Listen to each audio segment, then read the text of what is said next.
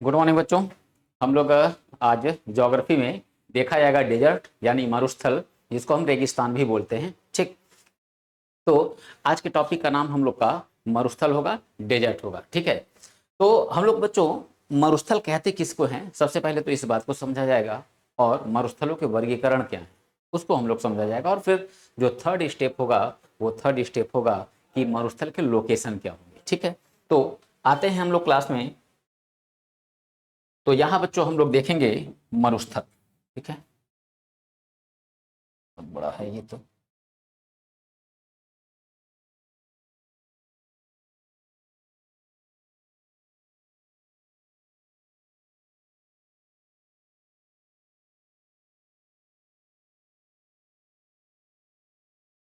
Desert, ठीक है, इस डेजर्ट को बच्चों हम लोग रेगिस्तान भी बोलते हैं,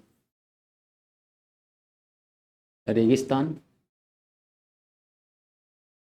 तो बच्चों आप लोगों ने जाना होगा कि कोई टॉपिक मैं उठाता हूं तो सबसे पहले उसका डिफिनेशन बताता हूं कि कहते किसको है, रेगिस्तान हो या पर्वतमाला हो या पहाड़ हो या पठार हो। ठीक है, कहते उसको क्या है, ठीक, उसकी डिफिनेशन क्या होती है, ये चीज मैं सबसे पहले आप लोग को बताते हैं। तो यहाँ भी हम लोग वही बात सबसे पहले जानेंगे कि आखिर आखिर मरुस्थल कहते किसको है, ठीक ना, डेजर्ट होता क्या है। तो अमूमन बच्चों डेजर्ट को लेके हम लोग को ये पता होता है, आप लोग को ये पता होता है कि मरुस्थल कहते किसको हैं, जहाँ पे बहुत सारे धूल हो, ठीक है, धूल कण उड़ते रहें। ठीक, तो उसको आप लोग समझते हैं कि वो क्या है, वो है मरुस्थल। तो ऐसा नहीं है बच्चों, ये बात याद रखना कि मरुस्थल का मतलब ये बिल्कुल नहीं है कि कहीं कैक्टस है, नागफनी है और रेतीले क्षेत्र हैं, जैसा हम लोग अब देखते हैं राजस्थान में। ठीक है, ऊंट को चलते हुए देखते हैं और रेगिस्तान की जो वहाँ पे संरचना है, ठीक, उसको देखते हैं, तो उससे हम लोग एक अनुमान लगाते हैं कि हाँ डेजर्ट ऐसा होता होगा। परंतु ऐसा बिल्कुल नहीं है कि डेजर्ट केवल वैसा ही हो जो हम लोग देखते हैं कहाँ पे, राजस्थान में, अपने देश में। ठीक, जिसको हम कहते हैं थार मरुस्थल, समझ रहे हो, थार मरुस्थल। तो ऐसा नहीं है कि डेजर्ट उसी टाइप का होता है। जान के हो सकता हो आश्चर्य हो, या ज्यादा बच्चे ये बात जानते हैं कि डेजर्ट जो है वो यानी मरुस्थल जो है ये ठंडे और गर्म दोनों होते हैं। समझ रहे हो, ठंडे और गर्म मरुस्थल दोनों होते हैं। ठीक, और इसमें एक गलत फहमी तो बच्चों को सबसे ज्यादा है। वो गलतफहमी क्या, अगर एक क्वेश्चन पूछा जाए कि विश्व का सबसे बड़ा मरुस्थल कौन, तो बच्चों का आंसर रहता है सहारा। ठीक है, तो अब सहारा वो आंसर देते हैं, तो बड़े लंबे समय से लोग सहारा को आंसर लेके चलते चले आए। रीजन क्या है, कॉन्सेप्ट बेस्ड क्वेश्चन बना नहीं। अब कॉन्सेप्ट से क्वेश्चन बन रहे हैं, तो अब अगर क्वेश्चन आता है कि विश्व का सबसे बड़ा मरुस्थल कौन होगा, तो बच्चों याद रखना मरुस्थल होगा अंटार्कटिका। अब तो कहोगे सर वहां तो पूरा बर्फ होता है, बिल्कुल बर्फ होता है, तो इसीलिए तो बोला कि रेगिस्तान का मतलब ये कतई नहीं होता है कि वहां पे धूल उड़े। समझ रहे हो, तो सर फिर रेगिस्तान होगा क्या, डेजर्ट होगा क्या, तो वही बात मैं यहाँ जा रहा हूँ अब समझाने। ठीक, तो देखो बच्चों, रेगिस्तान कहते किसको है,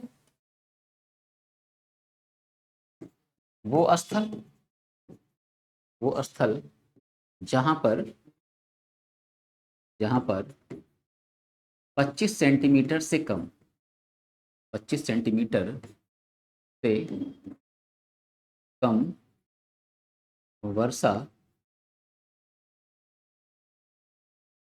कम वर्षा होती हो, होती हो, ठीक, होती हो, चाहे वह स्थान, चाहे वह स्थान गर्म हो, गर्म हो या ठंडा हो, गर्म हो या ठंडा हो, तो तो वह स्थान, तो वह स्थान मरुस्थल, मरुस्थल कहलाता है, मरुस्थल कहलाता है। बात समझ में आई बच्चों, ठीक है, तो इसको कहते हैं हम लोग मरुस्थल, यानी कि हर वो स्थान जहां पे 25 सेंटीमीटर से कम वर्षा होती, अगर 25 सेंटीमीटर से कम वर्षा हो रही है तो वो स्थान क्या होगा, वो स्थान होगा मरुस्थल। चाहे वहां पे बर्फ जमा हो, चाहे वहाँ पे धूल हो, चाहे वहाँ पे मिट्टी हो, या कोई भी कंडीशन हो, हमें कंडीशन से मतलब नहीं है। कंडीशन में इस बात से मतलब है वर्षा, कि 25 सेंटीमीटर से अगर कम वर्षा हो रही है तो वो पूरा एरिया जहाँ पे 25 सेंटीमीटर से प्रतिवर्ष कम वर्षा हो रही है तो वो क्या होगा, वो होगा डेजर्ट, यानी मरुस्थल, यानी रेगिस्तान। ठीक, तो अब अंटार्कटिका, वहां की स्थिति अगर हम लोग देखें तो बच्चों वो ध्रुवीय क्षेत्र है, समझ रहे हो, ध्रुवीय क्षेत्र है। तो अब अगर वो ध्रुवीय क्षेत्र है तो जाहिर सी बात है वहां पे वर्षा होगी नहीं। क्यों? क्योंकि जो जलवाष्प उठेगा समुद्रों से वो क्या होगा, वो जाके बदल जाएगा किस रूप में, बर्फ के बूंदों के रूप में, ठीक है, या बर्फ के रूप में। तो वर्षा तो हो ही नहीं पाई, पानी तो आया ही नहीं। तो वहां की स्थिति देखे तो और बुरा है, बिल्कुल ही बरसात वहां पे नहीं होती है। ठीक है, और उसका एरिया देखें तो बहुत बड़ा एरिया, समझ रहे हो, बहुत बड़ा एरिया। ठीक, तो इसलिए क्या है, विश्व का सबसे बड़ा मरुस्थल अंटार्कटिका। ठीक, तो सर सहारा क्या है, आएंगे अभी उस पर भी। विश्व का दूसरा सबसे बड़ा मरुस्थल, तो विश्व का सबसे दूसरा बड़ा मरुस्थल कौन है, आर्कटिक। ठीक है, अंटार्कटिक या अंटार्कटिका तो बताया ही, ठीक है, आर्कटिक। ठीक, आर्कटिक विश्व का दूसरा सबसे बड़ा मरुस्थल। तो अब मैटर आएगा कि सर फिर तीसरा सबसे बड़ा मरुस्थल कौन होगा, समझ रहे हो, तीसरा सबसे बड़ा मरुस्थल। तो तीसरे की जब बात आएगी तो वो है सहारा, समझ रहे हो। तो सर सहारा किस बात में नंबर 1 पे आता है, तो सहारा इस बात में फर्स्ट पे आता है कि जब बच्चों क्वेश्चन पूछेगा कि विश्व का सबसे बड़ा गर्म मरुस्थल कौन है, तो विश्व का सबसे बड़ा गर्म मरुस्थल कौन होगा, वो होगा सहारा, समझ रहे हो। तो डिफिनेशन ऐड करके ना पूछने की वजह से ही बच्चे क्या है, सहारा को फर्स्ट पे लाके रख देते हैं, जो कि गलत हो जाता है, समझ रहे हो। तो हम लोग यहाँ डिफिनेशन देखें। ठीक, अब बच्चों हम लोग ये देखेंगे कि मरुस्थल बनने की संभावनाएं कहाँ होती हैं, समझ रहे हो, मरुस्थल बनने की संभावनाएं कहाँ होती हैं। तो इस बात को हम देखते हैं यहाँ पे ये मैंने बच्चों, अब यहाँ बच्चों कॉन्सेप्ट है, समझ रहे हो, कॉन्सेप्ट है, ध्यान जरूर देना, समझ रहे हो ना, कॉन्सेप्ट है, ध्यान जरूर देना। ठीक, तो ये बच्चों यहाँ पे मैंने, ठीक है, चलो टेढ़ा मेढ़ा कुछ भी, 0 डिग्री, ठीक है, विषुवत रेखा। अब देखो 0 डिग्री विषुवत रेखा से ऊपर यहाँ यहाँ 10 डिग्री अक्षांशीय रेखा, 10 डिग्री अक्षांशीय रेखा, थोड़ा सा इसको, ठीक है, 10 डिग्री अक्षांश, ठीक है, कहाँ, उत्तरी गोलार्ध में, ठीक है, नॉर्थ हेमिस्फीयर, नॉर्थ हेमिस्फीयर। अक्षांश देशांतर में बच्चों में अक्षांश क्या है, देशांतर क्या है, ये बात मैं आप लोग को बता चुका हूँ। ठीक है, और फिर 0 डिग्री से नीचे आ जाए तो ये पूरा एरिया क्या हो जाता है, ये एरिया हो जाता है, ये एरिया हो जाता है दक्षिणी गोलार्ध। तो दक्षिणी गोलार्ध में हम 0 से आ जाए यहाँ पे 10, समझ रहे हो, 10। तो अब देखो बच्चों, अब जरा देखना,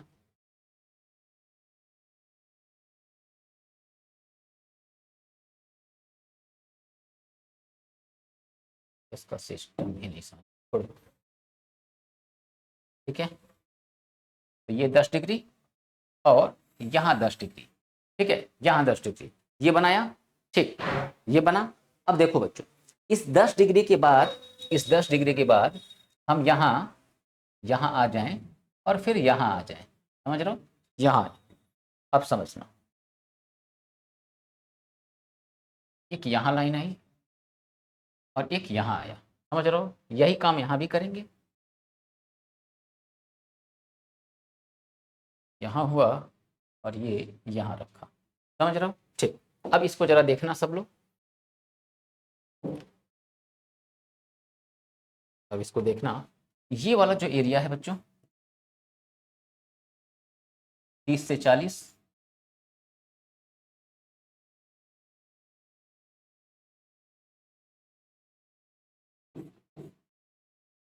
ठीक, और एक एरिया ये,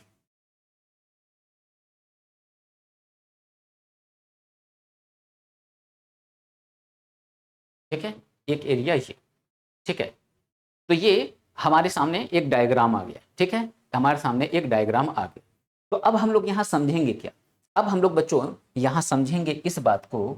पहले यहाँ पे मैं मैप कंप्लीट कर दूं, ठीक है। थोड़ा सा बच्चों पेशेंस रखना, यहाँ घबराना मत, ठीक ना। 30 से 40, ठीक है। ये हमारा एक मैप यहाँ पे हो गया, ठीक ठीक। तो अब देखो, अब समझना, जैसे यहाँ पे एक बच्चों हेडिंग डाल देते हैं, मरुस्थलों का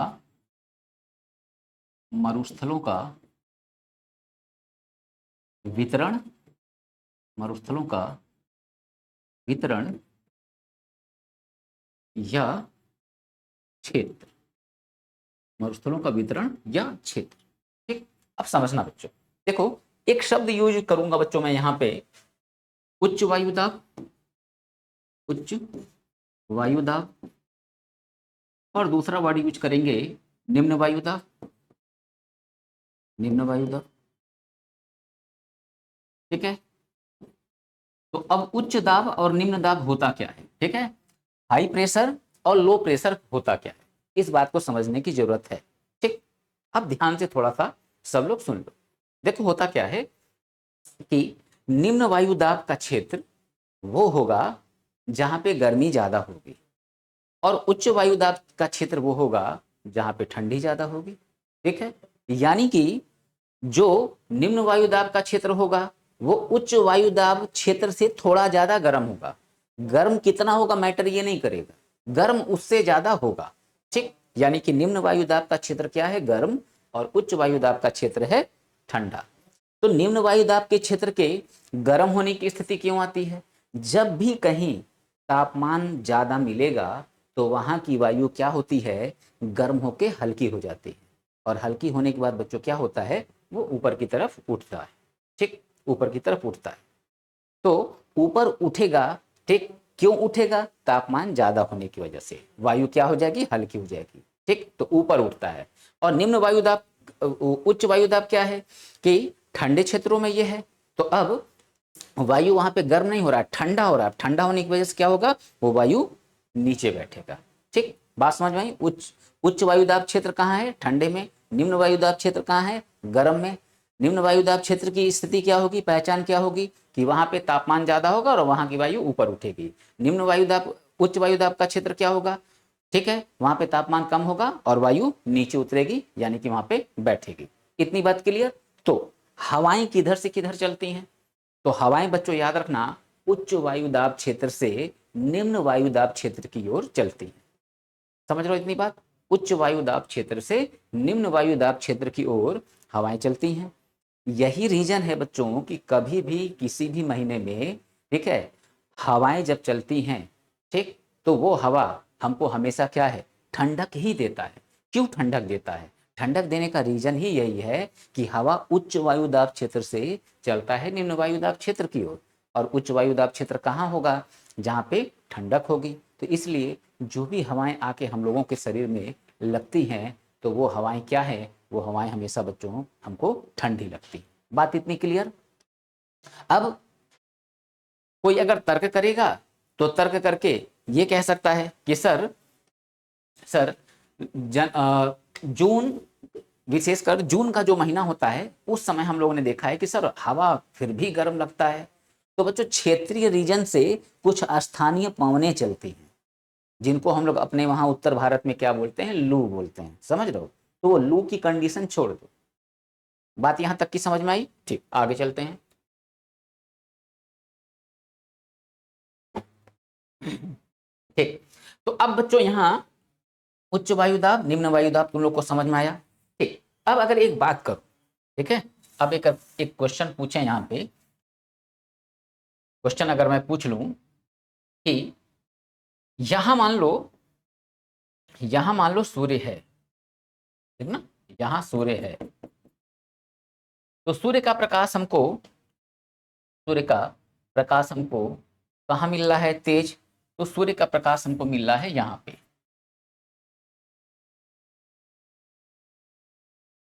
ठीक, यहाँ पे मिल रहा है। समझ में आ रही बात। तो ये क्षेत्र क्या होगा, निम्न वायुदाब क्षेत्र का होगा कि उच्च वायुदाब क्षेत्र का, ठीक। और यहाँ ये प्रकाश यहाँ पे बच्चों तिरछा पड़ रहा है। तो अब जानने योग्य बात यह है कि निम्न वायुदाब क्षेत्र कहाँ होगा और उच्च वायुदाब क्षेत्र कहाँ होगा। तो मुझे नहीं लगता है कि यहाँ बच्चों बताने में आप लोग को कोई कन्फ्यूजन या कोई प्रॉब्लम होगा। क्यों? क्योंकि जो प्रकाश, ठीक है, सीधा रोशनी देती है जिस स्थान पर, ठीक ना, यानी कि सूर्य का प्रकाश जहाँ पे सीधा पड़ता है वो स्थान क्या होगा? गर्म होगा। और जो स्थान सूर्य का प्रकाश तिरछा प्राप्त करेगा वह स्थान क्या होगा? वह स्थान सीधे वाले की अपेक्षाकृत, ठीक है, तिरछा वाला क्या होगा? ठंडा होगा। तो अब यह स्थान क्या हो गया? यह स्थान हो गया ठंडा, और यह स्थान क्या हो गया? यह स्थान हो गया गर्म। तो यानी कि हम पूछें कि उच्च वायुदाब और निम्न वायुदाब कहाँ होगा, तो अब बच्चों मुझे नहीं लगता है कि अब कोई गलती करेगा। तो यहाँ बताओगे कि सर वायु गर्म होके यहाँ ऊपर उठेगी, यहाँ पे क्या है? यहाँ पे होगा सर निम्न वायुदाब, ठीक ना, निम्न वायुदाब, ठीक। और साफ साफ बता सकते हो कि सर यहाँ पे क्या है? यहाँ पे उच्च वायुदाब, ठीक है, उच्च वायुदाब। यही चीज यहाँ भी होगा, उच्च वायुदाब, उच्च वायुदाब। बात क्लियर, समझ में आ रही है? उच्च वायुदाब। अब यहां से बच्चों अब थोड़ी सी स्टोरी को अब आगे बढ़ाते हैं। निम्न वायुदाब क्षेत्र, उच्च वायुदाब क्षेत्र हम लोग को पता चला। अच्छा, ठीक, पता चला। तो अब थोड़ा सा आगे देखते हैं, ठीक है। अच्छा, अब देखो क्या है कि यहाँ की वायु क्या है, क्या होगी? यहाँ की वायु बच्चों ऊपर उठेगी गर्म होके, और जब ये यहाँ की वायु ऊपर उठेगी, ठीक है, यहाँ की वायु ऊपर उठेगी, तो रिजल्ट क्या होगा? तो रिजल्ट देख लो, ठीक है, रिजल्ट देख लो। ये ऐसे यहाँ पे ऊपर उठेगा, तो ऊपर उठने के बाद जहाँ पे वायु गर्म रहेगा, जहाँ पे सूर्य का प्रकाश ज्यादा पड़ेगा, तो इसका रिजल्ट ये होगा कि यहाँ पे जलवाष्प भी बनेगा। समझ रहे हो बच्चों? बात को थोड़ा सा समझने की कोशिश करना। ये वाला जो एरिया होगा बच्चों, यहाँ पे समुद्र होगा, तो समुद्र जो है, यहाँ का समुद्र सूर्य का प्रकाश सीधा पा रहा है ना, यहाँ का समुद्र, तो यहाँ का समुद्र जब सूर्य का प्रकाश सीधा पाएगा तो नतीजा क्या होगा? यहाँ का समुद्र गर्म होगा, और जब गर्म होगा तो उसमें भाप उत्पन्न होगा, जिसको हम लोग क्या बोलते हैं? जिसको हम लोग जलवाष्प बोलते हैं, ठीक है, यानी वेपर। तो यहाँ पे वेपर उत्पन्न होगा। तो अब ये वेपर जब उत्पन्न होगा सूर्य के ताप से, तो ये वेपर क्या होगा? हवा गर्म होकर यहाँ की ऊपर उठ रही है ना, तो ये वेपर भी क्या होगा? ये वेपर भी उसके साथ ऊपर चलता चला जाएगा, ठीक ना। और जब यही जलवाष्प इस वायु के साथ ऊपर उठेगा, तो जलवाष्प की मात्रा जब बहुत ज्यादा बढ़ जाएगी, और ऊपर जाने पर टेम्परेचर, मैंने बताया था ना, 165 मीटर की ऊंचाई पे जाने पे तापमान क्या होता है? 1 डिग्री सेंटीग्रेड कम होता जाता है। तो ऊपर जाने पे तापमान कम होगा, और जब तापमान कम होगा तो ये जो वायु है जो अपने साथ जलवाष्प लेके ऊपर उठा था, तो अब उसका क्या होगा? उसका होगा संघनन, कंडेंसेशन, ठीक ना, संघनन होगा। ठीक, क्या है संघनन वगैरह हम वर्षा वाले चैप्टर में सब बताएंगे, ठीक है। तो संघनन होगा, नतीजा क्या होगा? वो पानी के बूंदों के रूप में गिरने लगेगा, और जब पानी के बूंदों के रूप में गिरने लगेगा तो हम क्या बोलेंगे? हम बोलेंगे कि वर्षा हो रही है, ठीक ना, वर्षा हो रही है। तो ऐसे वर्षा होते हैं, सूर्य का प्रकाश पड़ता है, समुद्र गर्म होता है, गर्म होने के बाद फिर क्या होगा? जलवाष्प उत्पन्न होगा, हवा उस जलवाष्प को साथ लेके जाएगी, और जब ऊंचाई पे पहुंचेगा तापमान कम हो जाएगा, तापमान कम होगा तो उसका संघनन होने लगेगा। क्यों? क्योंकि तापमान जब कम हो जाएगा और हमारा वायुमंडल क्या होता है, अब उसको ज्यादा लंबे समय तक संभाल नहीं सकता, तब क्या होगा? वो बूंदों के रूप में गिरने लगता है, तो हम कहते हैं वर्षा हो रही है।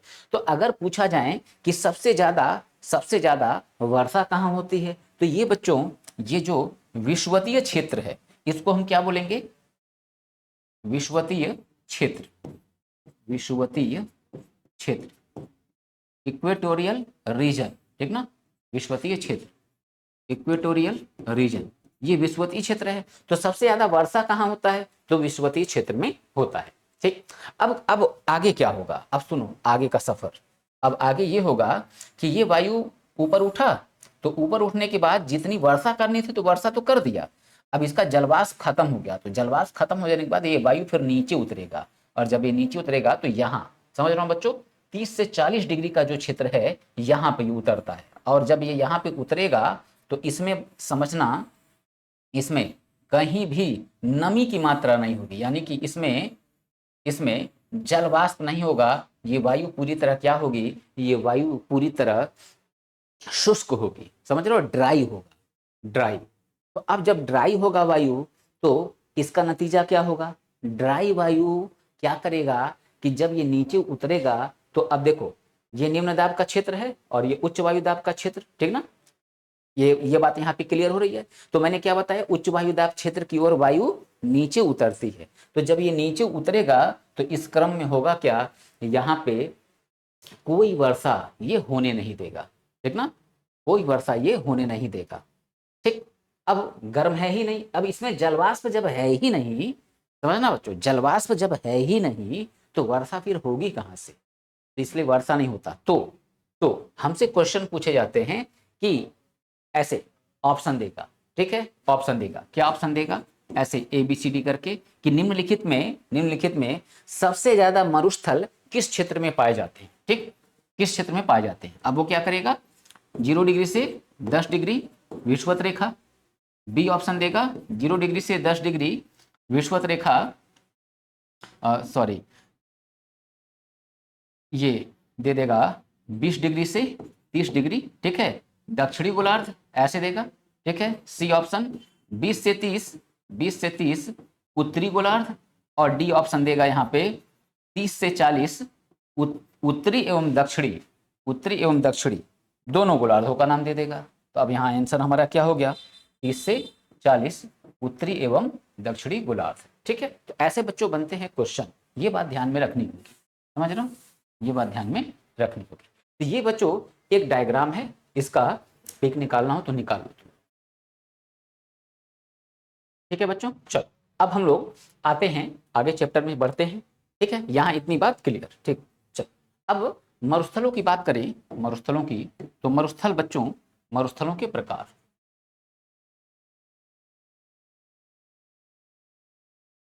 मरुस्थलों के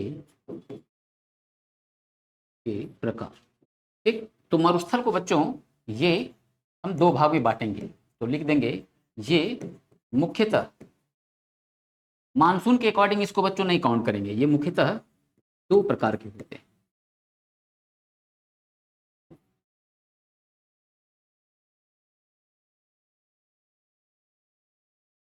दो प्रकार के होते हैं, ठीक है। तो पहला ठंडा मरुस्थल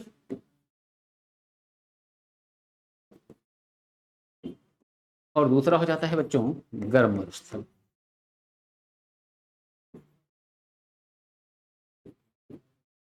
गर्म मरुस्थल, तो ठंडा और गर्म, ठीक है, ये दो मरुस्थल हो गए, ठीक, ठंडा और गर्म दो मरुस्थल हो गए। इसमें बच्चों हम लोग यहाँ देखें, जो गर्म मरुस्थल होता है, ठीक है, गर्म मरुस्थल, तो गर्म वाले की स्थिति क्या होती है, देखो जो गर्म बच्चों मरुस्थल होगा वहां पे जीरो फाइटा, जो गर्म मरुस्थल वाले क्षेत्र होते हैं वहां पे जो पेड़ पौधे होते हैं, समझ रहे हो ना, जो वनस्पतियां होती हैं, अमूमन हम उनको क्या बोलते हैं, जीरो फाइटा, यानी मरुदभिद, समझ रहे हो ना, मरुदभिद, ठीक। तो गर्म क्षेत्रों में यहाँ के ये सब बच्चों याद रखना है, यहाँ के वनस्पतियों को, यहाँ के वनस्पतियों को जीरोफाइटा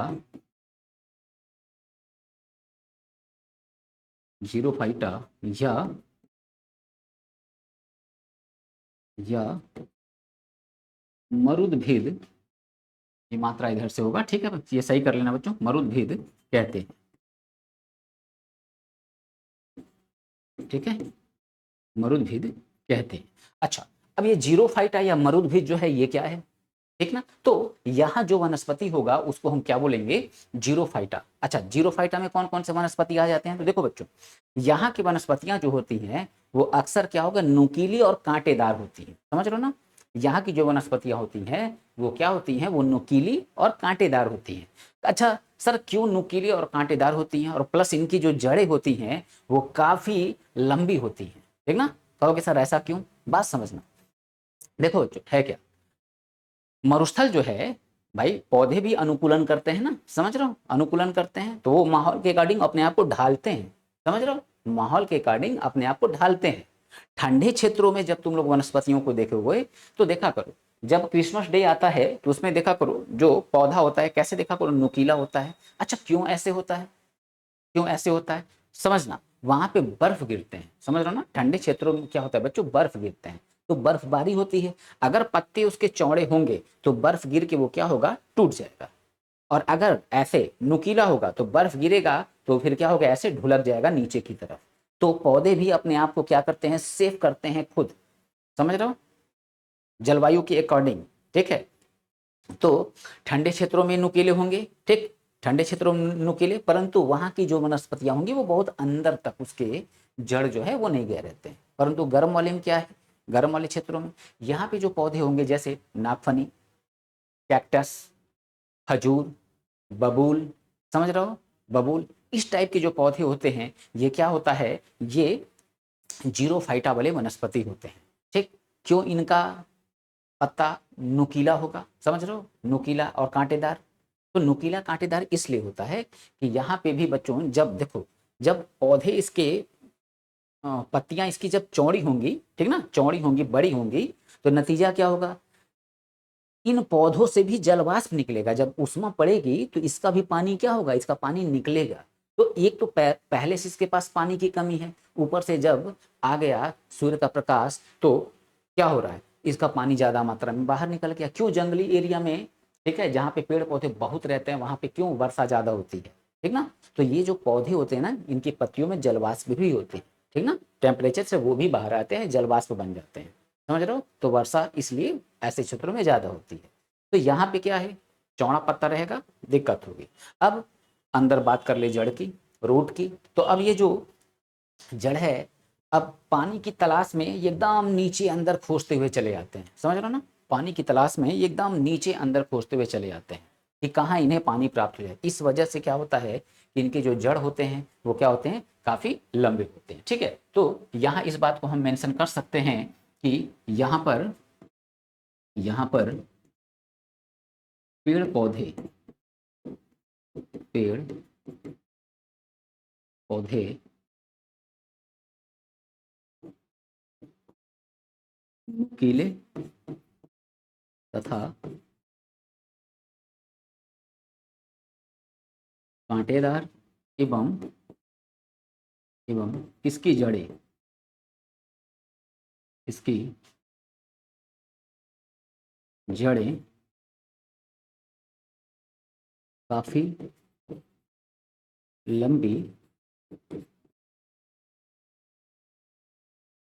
लंबी होती है, ठीक। कुछ एग्जाम्पल देख लें तो नागफनी, ठीक है, कैक्टस, खजूर, बबूल आदि, बबूल आदि, समझ रहे हो। तो ये बच्चों गर्म का पहचान हो गया। अच्छा जो ठंडे होते हैं, जो ठंडा होगा, तो ठंडे वाले में बच्चों, ठंडे वाले में बहुत ज़्यादा डाइवर्सिटी हम लोग को नहीं मिल पाता है। तो जो ठंडा होता है वहाँ पे लाइकेन, समझ रहे हो ना, जो ठंडा होगा ठंडे वाले में लाइकेन ज़्यादा ज़्यादा मात्रा में पाए जाते हैं, ज़्यादा मात्रा में पाए जाते हैं। और लाइकेन की एक विशेषता है कि जहाँ पे जहाँ पे लाइकेन होते हैं बच्चों, समझ रहे हो ना, जहाँ पे लाइकेन होते हैं वहाँ का वातावरण जो है वो शुद्ध होता है, ठीक ना। तो जहाँ लाइकेन है तो इसका मतलब ये समझो, लाइकेन अगर भारी मात्रा में है तो वहाँ का वातावरण क्या है, वातावरण शुद्ध है, ठीक। ये इतनी बात बच्चों हम लोग की क्लियर, ठीक। अब हम लोग देखेंगे मरुस्थलों के बारे में, ठीक। तो हम लोग सबसे पहले देखते हैं ठंडा मरुस्थल, ठंडा मरुस्थल, ठीक। अब ठंडा मरुस्थल में हम लोग देखें तो सबसे पहले बच्चों हम लोग यहाँ मैप में आ जाते हैं, मैप, हाँ मैप है, ठीक है, ये मैप में आ जाते हैं, समझ रहे हो। तो अब देखो बच्चों, अब ये जो है, ये देखो, ये पर्पल वाला जो क्षेत्र दिख रहा है, ठीक है, ये बच्चों क्या है, ये मरुस्थल का क्षेत्र है। वो भी कौन से मरुस्थल? ठंडे मरुस्थल का। अब जरा देखो इसकी स्थिति, विश्व का सबसे विश्व का सबसे बड़ा मरुस्थल, ठीक है, विश्व का सबसे बड़ा मरुस्थल अंटार्कटिका। क्यों बोला? जरा देख लो कितना बड़ा है, समझ रहे हो, कितना बड़ा है, समझ रहे हो।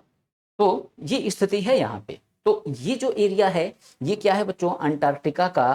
तो यहाँ अगर स्पष्ट हो रहा हो तो यहाँ लिखा हुआ है बच्चों अंटार्कटिका डेजर्ट, समझ रहे हो, अंटार्कटिका डेजर्ट, ठीक। अच्छा, इसको नहीं, ये जूम नहीं हो पाएगा बच्चों, जूम नहीं हो पाएगा, तो यहाँ मैं यहाँ दर्शा देता हूँ, ठीक। अंटार्कटिका, अंटार्कटिका मरुस्थल,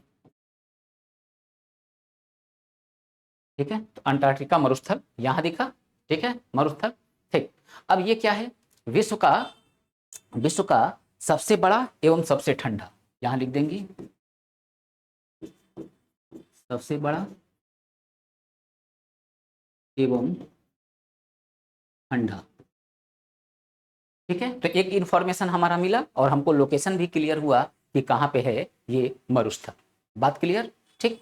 अब विश्व का दूसरा सबसे बड़ा मरुस्थल तो मैंने बताया था कि अंटार्कटिका, तो ऊपर आर्कटिक, ठीक है। तो अब देखो यहाँ पे ये आर्कटिक वाला ये पूरा एरिया है बच्चों। तो ये देखो यहाँ पे दो भाग में डिस्ट्रीब्यूट दिख रहा है। तो यहाँ देखो ये, ठीक है, ये पूरा देखो यहाँ एरिया, ये आर्कटिक डेजर्ट, ये पूरा, ठीक ना, ये देख रहे हो, ठीक है। तो ये क्या है? ये आर्कटिक,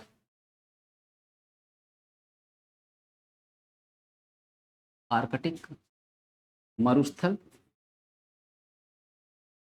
मरुस्थल क्या है ये? दूसरा दूसरा सबसे सबसे बड़ा, ठीक है, दूसरा सबसे बड़ा, ठीक। तो ये हो गया बच्चों यहाँ पे, क्लियर बात। अच्छा, अब इसमें हम देखें तीसरे नंबर पे। तो तीसरे नंबर पे अब देखो, ये अब हम बच्चों ये सब अब ठंडा वाला ही देखेंगे, समझ रहे हो ना। अब हम लोग को सारा ठंडा वाला देखना है, ठीक है, ठंडा मरुस्थल। तो अब थर्ड नंबर पे कौन आ जाता है? तो थर्ड नंबर पे आ जाएगा मंगोलिया में, ठीक है, मंगोलिया में गोबी, ठीक है, मंगोलिया में गोबी। तो यहाँ पे है, यहाँ पे गोबी, गोबी मरुस्थल, ठीक है, कहाँ है? तो मंगोलिया, मेनली मंगोलिया, ठीक है, मंगोलिया प्लस थोड़ा सा विस्तार चीन में, ठीक है, मेनली कहाँ है? मंगोलिया में, ठीक। अब दूसरे नंबर पे देखें हम, ठीक है, तो ये मंगोलिया में हो गया, ठीक है, कौन सा? गोबी मरुस्थल, गोबी मरुस्थल। अब इसके बाद से हम देखें संयुक्त राज्य अमेरिका आ जाए, संयुक्त राज्य अमेरिका, संयुक्त राज्य अमेरिका का बच्चों ये थोड़ा सा, अब हम इसको मिटा दें। तो ये देखो बच्चों, ये देखो, ये पूरा, ये पूरा, ये पनामा जल संधि यहाँ पे, ठीक है, पनामा जल संधि। और ये देखो पूरा क्या है बच्चों, ये पूरा, ये नॉर्थ अमेरिकी कॉन्टिनेंट, ठीक है, नॉर्थ अमेरिकी कॉन्टिनेंट। और ये है, ये साउथ अमेरिकी कॉन्टिनेंट, ठीक है, साउथ अमेरिकी कॉन्टिनेंट। 7 महाद्वीप हैं, 7 महाद्वीप, 1 2, अंटार्कटिका 3, ठीक। और यहाँ देखो ये अफ्रीका वाला पार्ट, अफ्रीका वाला पार्ट,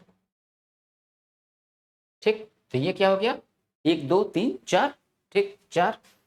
ऑस्ट्रेलिया, ऑस्ट्रेलिया महाद्वीप 5, ठीक है, 5। और इसके बाद से ये इधर, इधर यहाँ, ठीक है, ये यूरोप महाद्वीप।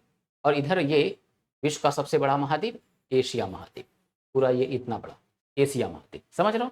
तो ये बच्चों 7 महाद्वीप है। इस 7 महाद्वीप में हम अगर देखें, इस 7 महाद्वीप में, अभी मैं इसको अलग से बच्चों लिखवा दूंगा, ठीक है, इसको अलग से लिखवा दूंगा, ठीक। तो अब यहाँ एक मरुस्थल ग्रेट बेसिन, ठीक ना, ग्रेट बेसिन। तो ये कहाँ है? ये है यूएसए में, ठीक ना, ये कहाँ है, ये यूएसए में है, यानी संयुक्त राज्य अमेरिका। ठीक, दूसरे नंबर पे बच्चों यहाँ देखें तो ये ग्रीनलैंड, ठीक ना, ये ग्रीनलैंड का क्षेत्र है। ठीक है, यहाँ बगल में ये ग्रीनलैंड, तो ये ग्रीनलैंड मरुस्थल, ग्रीनलैंड मरुस्थल। ठीक है, ग्रीनलैंड मरुस्थल हो गया। ठीक, अच्छा अब इससे आगे बढ़े हम लोग, तो ग्रीनलैंड कहाँ हो गया, ग्रीनलैंड द्वीप पे। ठीक, अब इसके बाद से अर्जेंटीना जरा आ जाए, तो यहाँ दक्षिणी अमेरिका महाद्वीप में है यहाँ अर्जेंटीना। तो अर्जेंटीना में ये देखो पर्पल कलर का, ये सब बच्चों ठंडे वाले को बता रहे हैं, तो इसको क्या बोलते हैं, पेंटागोनिया मरुस्थल, पेंटागोनिया, पेंटागोनिया, समझ लो। तो ये हो गया पेंटागोनिया मरुस्थल। क्लियर है ये बात बच्चों। ठीक, कहाँ पाया जाएगा, ये पाया जाएगा अर्जेंटीना में। ठीक है, अर्जेंटीना में। ठीक, अब देखो, अब नेक्स्ट देखें तो यहीं पे देखो आटाकामा मरुस्थल, ये ग्रीन में दिख रहा है, ठीक ना, आटाकामा लिख देते हैं इसको, आटाकामा मरुस्थल, रुक जाओ, आटाकामा मरुस्थल। ठीक है, आटाकामा मरुस्थल। तो अब ये बच्चों आटाकामा जो है ये कहाँ होगा, ठीक है, तो आटाकामा देखो ये पेरू और चिली, ठीक ना, दो देश पेरू और चिली दोनों में विस्तृत है, Peru, Peru plus Chile, Peru plus Chile. ठीक है, ये दोनों में विस्तृत है, तो पेरू का पार्ट यहाँ थोड़ा सा आ जाता है, ठीक है, और बाकी जो है नीचे चिली का पार्ट। ठीक, अच्छा अब यहाँ पे सीचारू, ठीक ना, सीचारू मरुस्थल, तो यहाँ देखो सीचारू मरुस्थल ये कहाँ है, तो ये ओनली लिखेंगे हम क्या, ओनली लिखेंगे पेरू में, सीचारू मरुस्थल। ये सब क्या है बच्चों, ये सब ठंडे मरुस्थल है। बात यहाँ पे क्लियर हो रही है, ठीक है, क्लियर हो रही है। अच्छा आगे देखें, आगे देखें, तो अब हम आ जाएं जरा, अब हम आ जाएं इधर की तरफ, तो यहाँ देखो ये मैंने हालांकि अभी इसके पहले बताया था, मिटा दिया मैंने, ठीक है, गोबी, गोबी, ठीक है, मैंने क्या बताया था, गोबी, ये कहाँ है, मंगोलिया, मंगोलिया, जहाँ का, जहाँ का राजा था चंगेज खां, ठीक ना, चंगेज खां मंगोलिया का ही था वो। ठीक, गोबी, और देखो ये उज्बेकिस्तान का जो क्षेत्र है, उज्बेकिस्तान का, यहाँ पे एक मरुस्थल है, एक मरुस्थल है जिसका नाम क्या है, ठीक है, जिसका नाम क्या है, किजुलकुम, ठीक ना, किजुलकुम। अब देखो ये वाला जो क्षेत्र है, ये वाला जो क्षेत्र है, यहाँ पे बच्चों हम दो मरुस्थल देखेंगे, ठीक है, दो मरुस्थल, कौन कौन, ये देखो यहाँ तुम लोग को मैप में नहीं क्लियर हो रहा होगा, परंतु यहाँ दो पार्ट में ये बटा हुआ है, एक ये ऐसे है और ये एक ऐसे। ये वाला जो पार्ट है इसका नाम क्या है, इसका नाम है किजिल कुम, किजिल कुम, ठीक है, और ये वाला जो पार्ट है इसका नाम क्या है, इसका नाम है काराकुम, काराकुम, ठीक है, काराकुम। तो ये लोकेशन बच्चों यहाँ पे क्लियर हो रहा है, ठीक है, काराकुम। तो ये कहाँ होगा, उज्बेकिस्तान, किर्गिस्तान, तजाकिस्तान, समझ रहे हो, उज्बेकिस्तान, किर्गिस्तान, तजाकिस्तान। मैं अभी नोट्स में इसको यहाँ बोर्ड पे लिखूंगा इस बात को, पहले हम लोग जो है समझ रहे हैं, हम लोग इसका, हम लोग इसका लोकेशन अभी समझ रहे हैं, ठीक ना, लोकेशन समझ रहे हैं। तो किजुलकुम और काराकुम, ठीक, गोबी, आर्कटिक मैंने यहाँ बनाया ही है, आर्कटिक मैंने यहाँ बनाया ही है, ठीक है, इधर भी ये आर्कटिक मैंने बना रखा है, समझ रहे हो, आर्कटिक। अच्छा हाँ, चीन में, चीन में ये देखो ताकला माकन, ठीक ना, चीन में ताकला माकन बड़ा फेमस रहा है, ताकला माकन। तो ताकला माकन नामक, ठीक है, ताकला माकन नामक डेजर्ट, ये कहाँ है, ये चीन में है, ये चीन में है, ठीक है, चीन। चलो, तो लगभग हम लोग के शीत मरुस्थल जो हैं वो बच्चों क्लियर हैं। इसका स्क्रीनशॉट लेना हो ले लो, मैं अभी नोट्स में इसको लिख पाऊंगा अभी, ठीक है, चलो स्क्रीनशॉट हो गया होगा।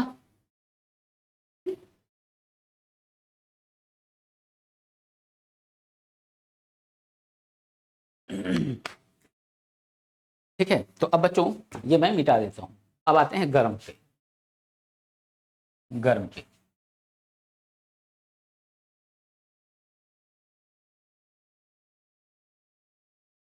और जब एटलस तुम लोग ले लोगे तब मैं संभवतः कल से एटलस शुरू करा दूंगा, कल से मैं एटलस पे पढ़ाना शुरू करा दूंगा। और जब एटलस पे पढ़ाऊंगा ना तो मैं वहाँ पे चर्चा करूंगा और तुम लोग को कहूँगा कि अपने एटलस में ठंडे और गर्म मरुस्थल को अभी नोट्स वाइज चीज़ों को मैं लिखूंगा। लिखने के बाद से होगा क्या, तुम लोगों को अपने एटलस में मेंशन करना रहेगा। इसको मेंशन एक बार कर लोगे ना पूरा याद हो जाएगा, रटने की जरूरत नहीं है कि कौन सा मरुस्थल कहाँ पे है। बात समझ में आ रही है बच्चों? रटने की जरूरत नहीं पड़ेगी, कौन सा मरुस्थल कहाँ पे है, सारी चीजें एकदम क्रिस्टल क्लियर हो जाएगी। ठीक है, अभी थोड़ी देर के लिए लग रहा होगा कि हाँ रटना पड़ेगा, मगर थोड़ा सा अगर इसको देखोगे, थोड़ा सा अगर मेहनत करोगे तो ये एटलस जब मैं कराऊंगा तो वहां पे आने की भी जरूरत नहीं पड़ेगी, तुम लोग का यहीं से क्लियर हो जाएगा। ठीक है, चलो आते हैं अब हम लोग गर्म पे। ठीक है, गर्म मरुस्थल में चलो, तो अब देखो, अब गर्म मरुस्थल में आ जाएं तो बच्चों देखो, ये जैसे ये रेड वाला जो दिख रहा है ना बच्चों, रेड वाला, ठीक है, तो रेड वाला जो है ये क्या है, ये गर्म मरुस्थल है। रेड वाला क्या है, गर्म मरुस्थल है। ठीक है, तो हम लोग गर्म मरुस्थल को जरा यहाँ पे क्लियर करते हैं। अच्छा, अब देखें हम लोग फर्स्ट नंबर पे तो यूएसए में आ जाए जरा, यूएसए में। ठीक, तो संयुक्त राज्य अमेरिका में, यहाँ देखो बच्चों, संयुक्त राज्य अमेरिका में यहाँ है सोनेरन, ठीक ना, सोनेरन मरुस्थल। ठीक है, सोनेरन मरुस्थल संयुक्त राज्य अमेरिका में, सोनेरन। ठीक है, सोनेरन मरुस्थल। ठीक, दूसरा आप देखें, दूसरा यहाँ देखो, इसी में ये डिवीजन है, यहाँ पे ये क्या है, ये इसका नाम है मोजावे, मोजावे मरुस्थल। ठीक ना, मोजावे मरुस्थल। ठीक, अच्छा, फिर इसी यूएसए में एक कोलोराडो मरुस्थल, इसी यूएसए में कोलोराडो मरुस्थल, तो लिख देंगे कोलोराडो, कोलोराडो मरुस्थल, यूएसए में ही कोलोराडो मरुस्थल। ठीक, यूएसए, यूएसए, बात यहां तक क्लियर हो रही है? ठीक, अब आ जाए बच्चों विश्व का सबसे बड़ा गर्म मरुस्थल। अब देखो यहां पे आ जाओ, विश्व का सबसे बड़ा गर्म मरुस्थल ये हो गया सहारा, सहारा मरुस्थल। ठीक है, विश्व का सबसे गर्म मरुस्थल सहारा, तो यहां लिख देंगे सहारा, सहारा विश्व का सबसे बड़ा, सबसे गर्म, गर्म एवं एवं बड़ा, बड़ा गर्म, बड़ा गर्म मरुस्थल। देख लो ना डेटा यहाँ पे, मरुस्थल। ठीक है, सहारा। अब देखो सहारा से मुझे यहाँ पे याद आया, अब याद क्या आया, याद ये आया कि यहाँ पे बच्चों मैं अब दूंगा एक क्वेश्चन। अब कहोगे सर वो क्या, तो क्वेश्चन ये होगा, सहारा मरुस्थल ये हमारा जो है, इसका विस्तार कितने देशों में है? जैसा कि मैंने अभी बताया कि ये कौन सा कॉन्टिनेंट है, ठीक है, अफ्रीका कॉन्टिनेंट। तो इस अफ्रीका कॉन्टिनेंट में ये उत्तरी अफ्रीका का जो क्षेत्र है यहाँ पे, ठीक है, हमको दिखता है एक मरुस्थल जिसका नाम क्या है, सहारा। ठीक, गर्म मरुस्थल, गर्म मरुस्थल में सबसे बड़ा गर्म मरुस्थल। ठीक है, सबसे ज्यादा गर्म मरुस्थल कितने देशों में विस्तारित है, ये कमेंट बॉक्स में मुझे बताना सब लोग। ठीक ना, कमेंट बॉक्स में बताना कितने देशों में ये विस्तारित है। ठीक, अच्छा, अब इसमें थोड़ा सा और आगे बढ़े। ठीक है बच्चों, तो अब देखो यहाँ पे हम एक रेड कलर में यहाँ मरुस्थल देख रहे हैं, ठीक ना, यहाँ मरुस्थल देख रहे हैं, ये अरब का मरुस्थल, ठीक ना, अरब का मरुस्थल, अरब मरुस्थल। तो सऊदी अरब में जान रहे हैं ना हम लोग बच्चों, कि सऊदी अरब में मरुस्थल है, समझ लो ना, सऊदी अरब में मरुस्थल है। वहाँ भी पुरुष वगैरह जो है क्या करते हैं, साफा वाफा जो है बांधे रहते हैं, किससे, वहाँ पे उड़ते हुए धूल से बचने के लिए, समझ लो। तो ये सऊदी अरब का मरुस्थल, यहाँ पे बात क्लियर हो रही है? ठीक, तो सऊदी अरब का जो मरुस्थल है, इसको मेनली हम किस नाम से जानते हैं, तो मेनली हम लोग जानते हैं रब अल, रब अल, रब अल खाली, ठीक ना, रब अल खाली मरुस्थल। अरब, सऊदी अरब में एक मरुस्थल है यहाँ पे, जिसको हम क्या बोलते हैं, रब अल खाली मरुस्थल, ठीक ना, रब अल खाली मरुस्थल। ठीक, अच्छा अब देखो यहाँ पे बच्चों एक ये ग्रीन में दिख रहा है, ठीक ना, ग्रीन में दिखा है। ठीक, तो ये कौन सा मरुस्थल है, इसको हम बोलते हैं नामीबिया मरुस्थल, ठीक ना, नामीबिया या नामीब, ठीक ना, या नामीब। तो नामीब मरुस्थल ये कहाँ है, तो नामीब मरुस्थल नामीबिया में, ठीक ना, नामीबिया में। और दूसरी बात करें तो यहाँ है बच्चों एक मरुस्थल, ठीक है, कहाँ, कालाहारी। तो ये कहाँ है, तो ये है साउथ अफ्रीका, इसको हम दक्षिण अफ्रीका लिखते हैं।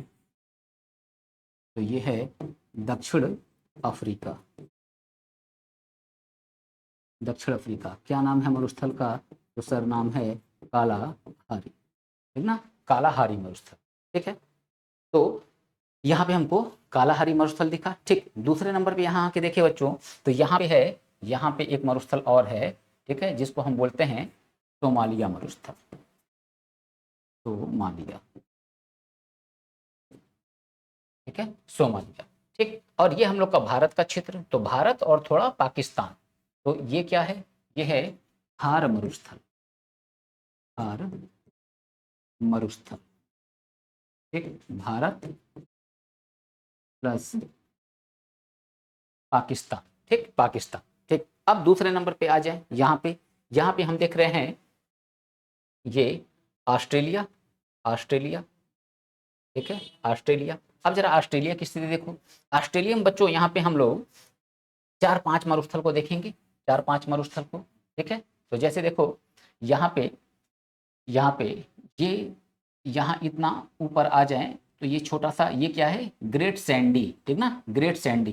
ठीक, यहाँ बीच में आ जाए तो गिब्सन, ठीक है, और ये पूरा इतना बड़ा हो जाता है ग्रेट विक्टोरिया।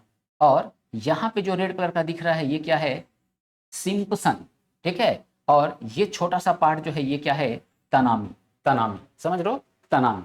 तो यहाँ हम नामकरण कर दें, नामकरण कर दें, तो इसको ऐसे मैं लिख देता हूं बच्चों, क्रम से,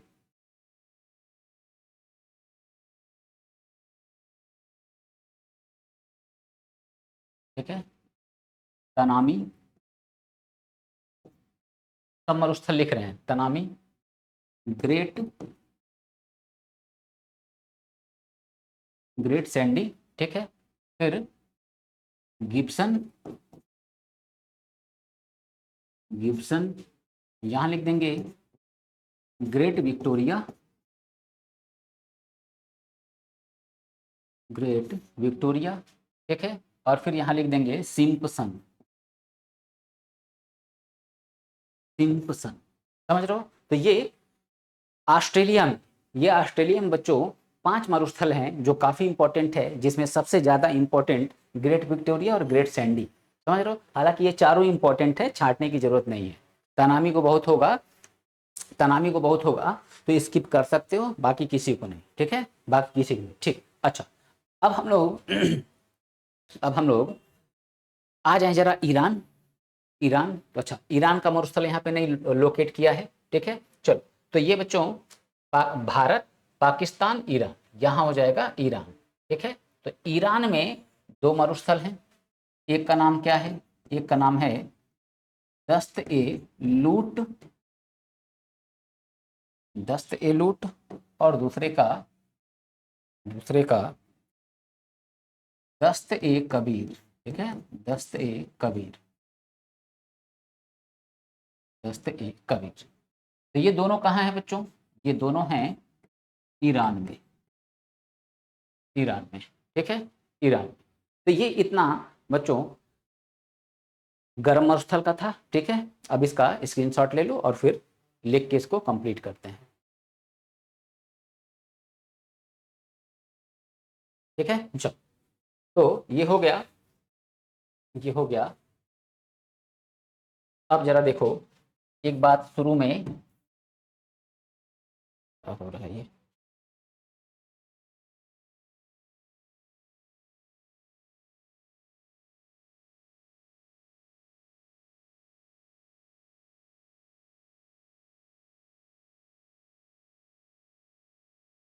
एक बात शुरू में मैंने नहीं बताया, क्या बात, मैंने भी थोड़ी देर पहले यहाँ बच्चों देखो चर्चा किया था, किस बात की चर्चा किया था मैंने, ये, ठीक है, ये मैंने हालांकि देखो ये लिखने में थोड़ा सा एक मिस्टेक किया है, यहाँ पे लिखने में मिस्टेक किया, ये ऐसे लिख देंगे 30 से यहाँ पे 40, ठीक ना, 30 डिग्री अक्षांश से 40 डिग्री अक्षांश। अमूमन अमूमन बच्चों ये जो 30 देख रहे हो ना, ये रेशियो अलग अलग किताबों में अलग अलग मिलते हैं, समझ रहे हो, मगर एक्यूरेट अगर बात करें तो 25 हम कह सकते हैं। 25 से नीचे अगर कोई रेशियो दे रहा है तो वहां पे गलती होने की संभावना है, समझ रहे हो। तो 25 से 40 का जो एरिया होता है, समझ रहे हो, 25 से 40 का एरिया वो क्या है, वो मरुस्थल की स्थिति पैदा करता है, ठीक है। मुख्यतः बात करें तो 30 से 40, करेक्ट डेटा क्या होगा, 30 से 40, ठीक। तो हम देखें क्या वास्तव में ऐसा है कि 30 से 40 के बीच ही मरुस्थल ज्यादा पाए जाते हैं।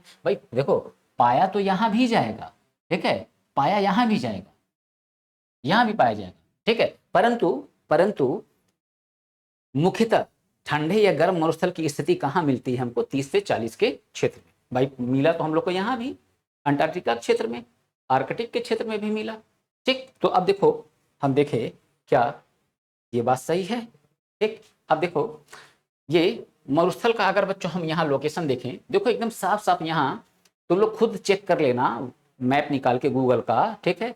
यहाँ भी देखो 40, ठीक है, ये 40, अब देखो सब 40 में देखो, यहाँ ये देखो ग्रेट बेसिन वगैरह, अब ये 40 और जस्ट इसके नीचे हम आ जाएं 30, तो यहाँ हम ले लें, ठीक है, यहाँ।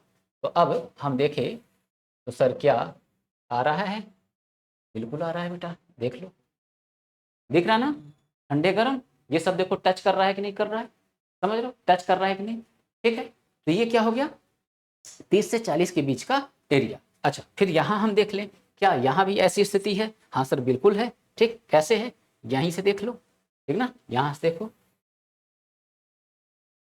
ठीक है, ये देख लो, ये सब टच करते हुए आ गया कि नहीं, ठीक। मैंने क्या बोला, 25 की भी स्थिति आ जाती है, 25 अगर ले लेंगे तो ये सब आ जाएगा, समझ रहा हूँ, और 40, 40 यहाँ है, ये देख लो 40 यहाँ हुआ कि नहीं, ठीक है, बात समझ आ रही ना, 30 से 40 के बीच में हमको मरुस्थल ज्यादा दिखते हैं, ठीक है। और दूसरी बात मैं तुम लोग को बच्चों पढ़ाऊंगा जलधाराएं, जलधाराएं, जब तुम लोग को जलधारा पढ़ाएंगे, समुद्र में जलधाराएं चलती, वो जलधाराएं भी ठंडी और गर्म टाइप की होती है।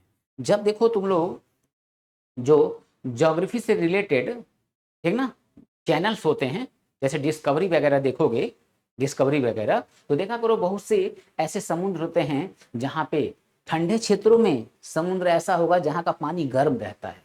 तो वो क्यों है, वो गर्म जलधारा की वजह से, बंदर वगैरह जानवर वगैरह ठंडी से बचने के लिए क्या होता है, वहां पे जाके नहा रहे होते हैं, समझ लो ना, अपने आप को वहां पे राहत देते मिल जाते हैं, ठीक। वो क्यों है, ठंडी जलधाराओं की वजह से। अब देखो तुम लोग देखोगे एक खास बात, क्या एक खास बात तुम लोग ये देखोगे कि 30 से 40 वाला एरिया तो सही है सर, मगर एक बात हम लोग और नोटिस कर रहे हैं, तो क्या हम नोटिस कर रहे हैं कि सर ज्यादातर मरुस्थल महाद्वीपों के पश्चिमी साइड में ही है। अब तुम लोग देख लो पश्चिम साइड ही है कि नहीं, ग्रेट बेसिन, ठीक है, मोजाबे, सोनोरन, ठीक है, चिहुआ हुआन, चिहुआ हुआन, अगर इसको मैं नहीं बताया हूँगा तो ध्यान रखना, चिहुआ हुआन, ठीक है, इधर देखो सेचुरा, सब आटाकामा, पैंटागोनिया, सब देखो पश्चिम में है। ये क्यों है, ये ठंडी जलधाराओं की वजह से। जब जलधाराएं यहाँ पे, जब समझना बच्चों, यहाँ पे जलधाराएं जब ठंडी चलेंगी ना, तो यहाँ पे क्या होगा, यहाँ की वायु क्या होगी, यहाँ की वायु होगी ठंडी, और जब वायु ठंडी रहेगी तो उस ठंड वायु में जो वाष्प को धारण करने की क्षमता होती है वो उसमें नहीं होता, समझ रहे हो ना, जलवाष्प नहीं पाए जाते हैं ठंडे वायु में। तो यहाँ पे समुद्र गर्म ही नहीं हो पाएगा, और जब गर्म नहीं हो पाएगा तो जाहिर सी बात है यहाँ पे 25 सेंटीमीटर से ज्यादा वर्षा हो ही नहीं पाएगा, नहीं हो पाएगा, इसलिए क्या है, यहाँ पे मरुस्थल है। बात क्लियर, ठीक, चलो आते हैं हम लोग अब आगे आते हैं।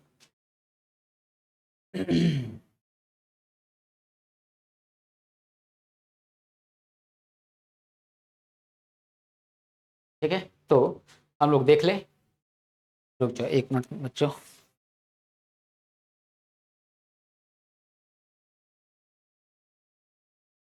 तो यहाँ हम लिख दें ठंडा मरुस्थल,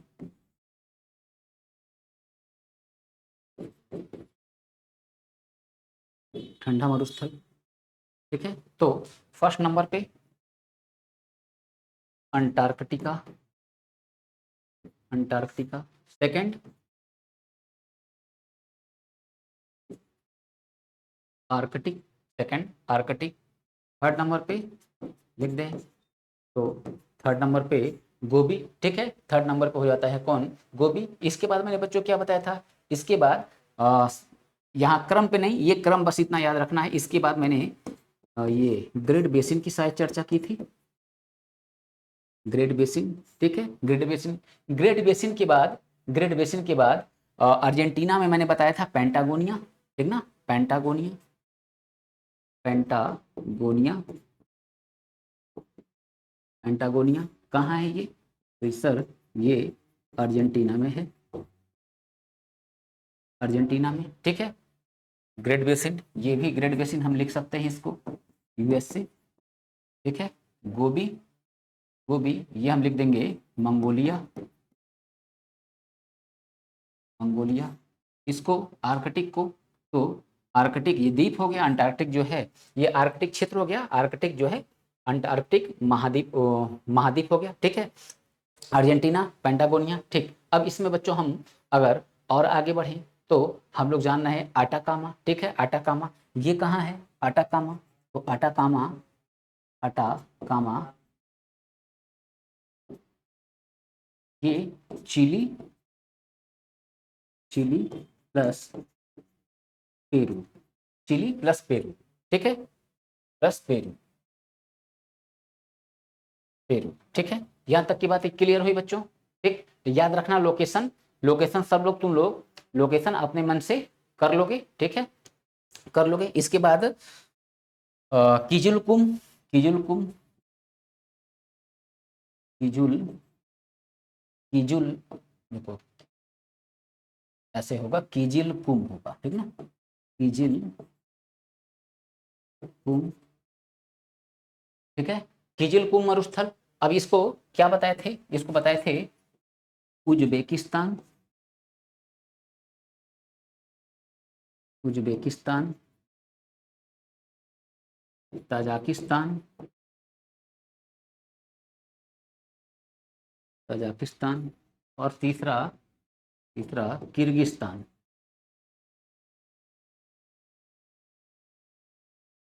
किर्गिस्तान, ठीक है।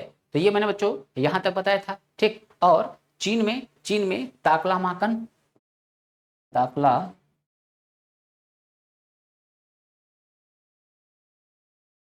माकन, ये कहाँ है, ये चीन में, ठीक है। इतना बच्चों, इतना स्क्रीनशॉट ले लो, ठीक है, और नोट्स बना रहे होगे तो लिख लेना, ठीक है। चलो अब आते हैं हम लोग ठंडे वाले पे।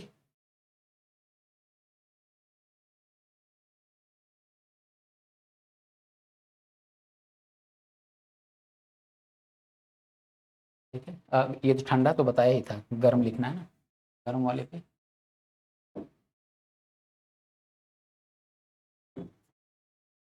गर्म तो जैकोब, ठीक है, जैकोब। तो जैकोब को मैंने, जैकोब बच्चों याद रखना, ठीक है। ये कहाँ हो जाएगा, ये यूएसए में, यूएसए में। लोकेशन में मैं सब दिखा चुका हूँ, ठीक है। दूसरा मैंने बताया था सोनेरन, सोनेरन ये USA plus Mexico, USA plus Mexico, ठीक है, ये सब बता चुका हूँ, ठीक है। कोलोरेडो ये भी कहाँ, यूएसए में, कोलोरेडो